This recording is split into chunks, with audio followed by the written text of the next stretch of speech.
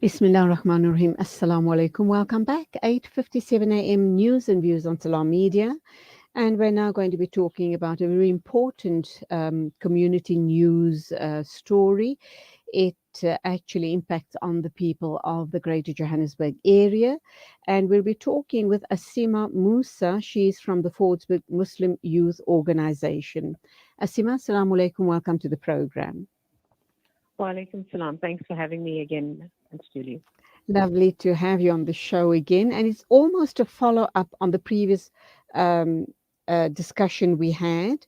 For the people who are not aware, well, they should all be, but anyway, for people who are not aware of what exactly FMYO is involved in, and I was very surprised when I looked at the pamphlet, very, very pleasantly surprised to see that FMYO has been has been active since the year 1959.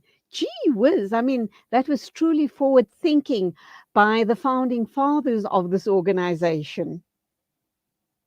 Alhamdulillah, FMYO was established in 1959 and actually started out as friends that were pulling their money together to sort out their zakah, and they actually started out doing zakah hampers.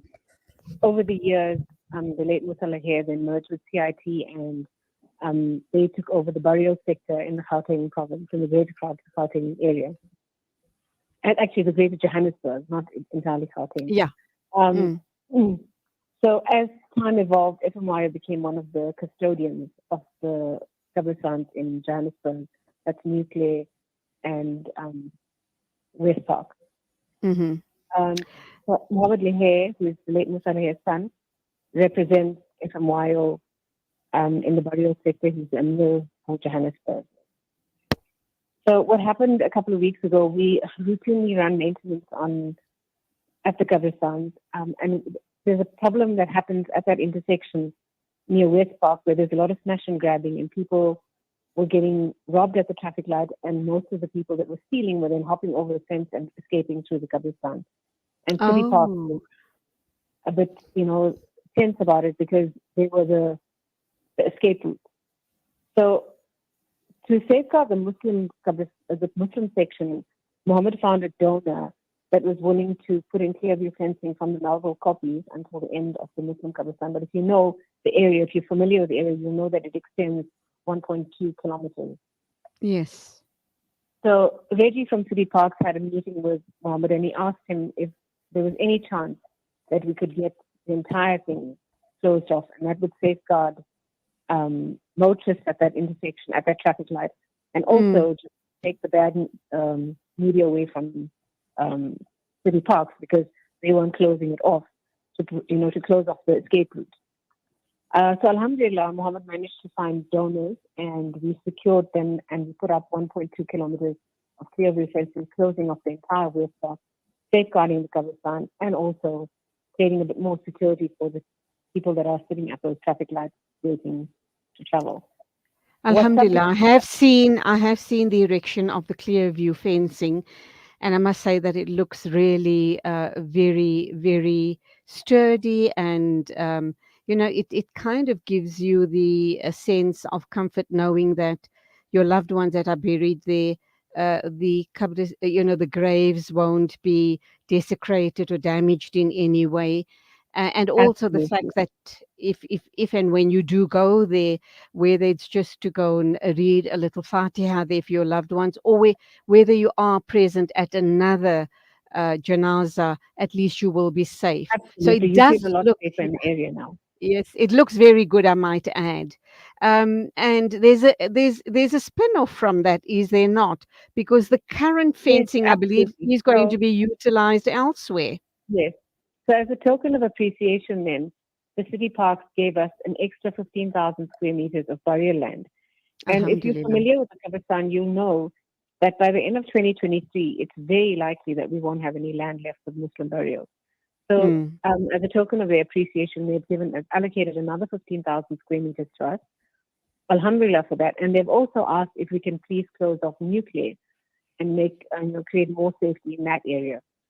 So currently FMYO is fundraising for Clearview Fencing to close off the nuclear Kabristan and to make it safer for people that are coming to visit their families.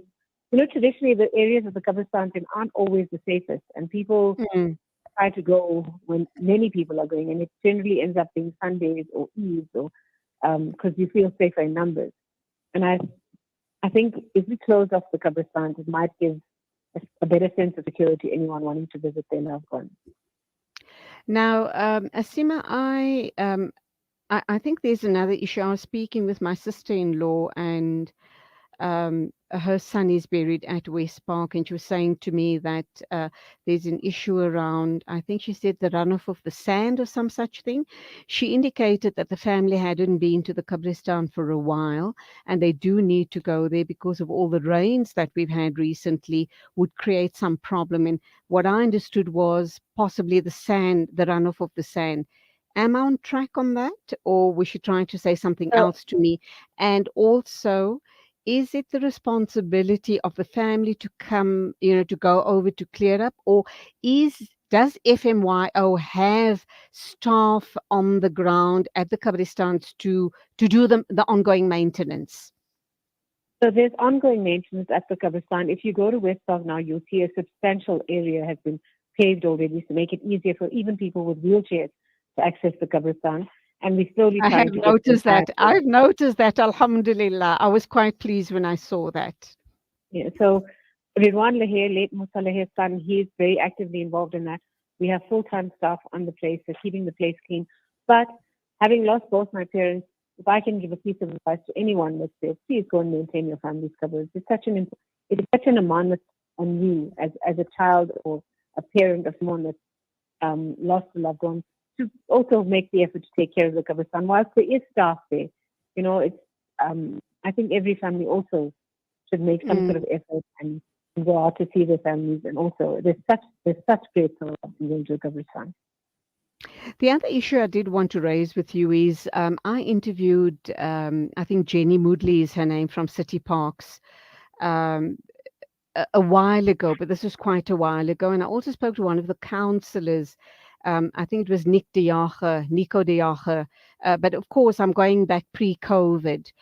There was an issue around, the land, the scarcity, or just that Johannesburg, and I should imagine other big metropoles as well, running out of burial land, because even our landfills, we're running out of that issue as well, that space as well. But particularly, cemeteries, there just isn't enough land to cater, for the different faith groups and the cemeteries, and the Muslim community being one of those.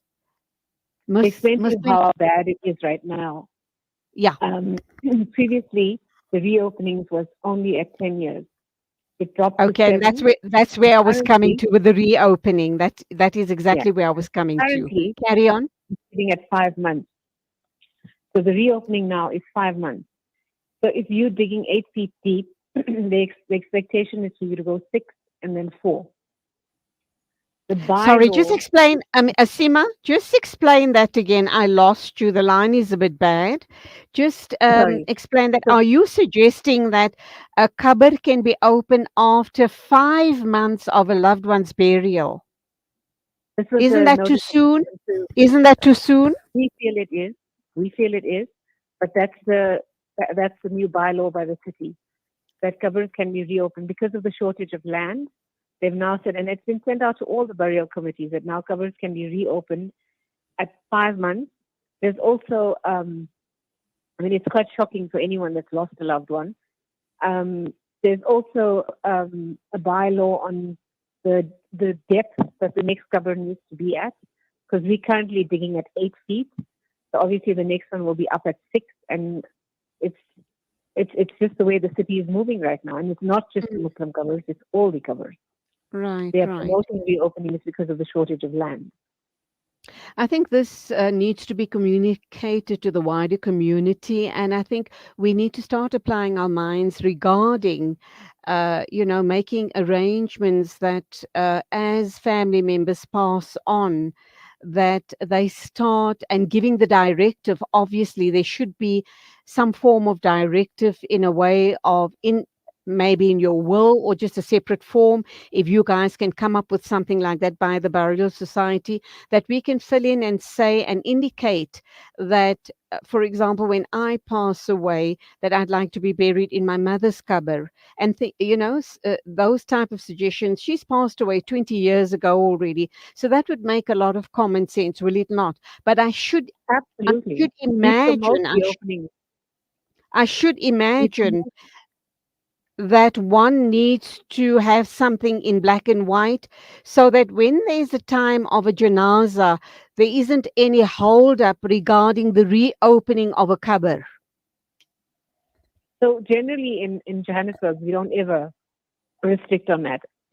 Our restriction prior to this was only the city, but currently they're allowing reopenings, like I said, after 5 months. It's been communicated to all the burial committees across Gauteng province, and this is primarily because of the shortage. Mm. Um, but obviously, we feel that 5 months is a bit too soon, so we try to wait a little longer. But we obviously promote reopenings. It just makes it easier. The land, I mean, if you go to Westpark right now, you'll see there's a massive shortage of land. Mm. Mm. Absolutely. Okay, so that being said, regarding the paperwork, the I should imagine what you're suggesting is that it's very straightforward. You would take my word at it, or my family's word at it, if they said Julie wants to be buried in her mother's cupboard. You don't need any further permission uh, as Well, it would must be regards. permission from your entire family. They would all have Oh, to agree that it's so that's generally a family issue. If the family mm. comes together and says we're happy with that, we generally don't have an issue. 9 out of 10 So, times, mostly mm, spouses that go into the same cover. Um, but what we do is, if a family is in agreement, we have no objection to it. At the end of the day, that cover belongs to the family, so we have to respect what the family wants. would you need an affidavit or something, just to see that everything is above board and all family members are in agreement, or would you take the person's word when they contact FMYO for a janaza to say that this is the situation and we'd like cupboard number whatever at Nuclear Cemetery to be opened up for a reburial? Do you take the family at their word? 90% of the time, the entire family is there when we arrive. So as long as there's mashwara amongst the family and they come forward with a family representative, absolutely, we take the family's word. Okay, I know for some people this is a bit difficult to hear this discussion. But it's the reality. You, I, and all of us are eventually going to go that route. No one's going to escape death. Absolutely. But, we make lots of dua that the burial committees like FMYO and other such committees in and around Johannesburg, Allah accept all of your efforts. It is truly amazing work that you people do. Not everybody is cut out to do this. So Allah accept all of your efforts and reward you abundantly. Is there anything else we ought to know at this point in time? I also know that you, obviously, for people wanting to contribute to these projects, you're more than happy to receive those donations. Absolutely. We're completely reliant on donations. People are under the impression that burials is a profit making thing. It actually isn't. We are so reliant on donations. And most of our donors are people that have lost a loved one and they go to the Kabristan, they see the ongoing maintenance, and they contribute. The ideal for me would be obviously a family that does a monthly donation. My parents are buried in the North Coast in a little town called Tongat, and every month I contribute towards the maintenance of that Kabristan because I feel there's people there that are weeding, watering, and literally taking care of the Kabristan. So we need to develop that culture in Johannesburg as well. If you've lost a loved Inshallah. one, make a monthly donation too, because there's staff that are there 24/7, and all of these people need to be paid. And burials in the Islamic text is not a profit-making organization. It's Mm. an organization that's funded purely on donors and on free time of volunteers. Inshallah. Give us your details, please, regarding people wanting to make a monthly or a once-off, lump sum donation to this amazing effort by FMYO, inshallah. Auntie Julie, can I send this to Nasreen and she can just put it on your screen? With pleasure, with absolute pleasure. Thank you indeed. Anything else you want to leave us with this morning, Asima? That's it. Just donate. Makes things so much easier for us. I've sent the link to Alhamdulillah. Nasreen and inshallah she can post it on your screen. Ameen. Continue the amazing work you guys are doing. Allah reward you guys abundantly, inshallah. And we do truly appreciate you guys doing what you do. Not all of us, as I've said, are cut out to do this type of work. So may Allah subhanahu wa ta'ala, reward you guys absolutely and abundantly and accept all your du'as, inshallah. Ameen. Allahumma ameen. Jazakallah for having me, Auntie Julie. Absolute pleasure. Lovely talking with you once again. Go well. And salaam alaikum to you and the rest of the team at FMYO from all of us here at Salam Media. Assalamu alaikum. Walaikum assalam. 13 after 9. Stand by and a big welcome to our Polokwane listeners on One Nation FM. Coming up in this second hour of news and views, we will be talking with my colleague Inayat Wadi. He will give us a rundown of the ANC National Conference over the last 4 days. That will be the final interview of the morning. We'll also be talking with Professor Patrick Bond from UJ, Department of Sociology. We're going to be looking at what is it and who is it that's going to help South Africa get out of the dark hole that we're in. Is there hope at the end of the tunnel? Well, Patrick Bond's going to unpack that for us. And then our first interview in the second hour, we're still on the issue of Qabristans. We are going to cross over to the Western Cape and talk with a second deputy president at the MJC, Sheikh Riyad Fattar. They also have a story on the Klip Road Cemetery. So please stay with us.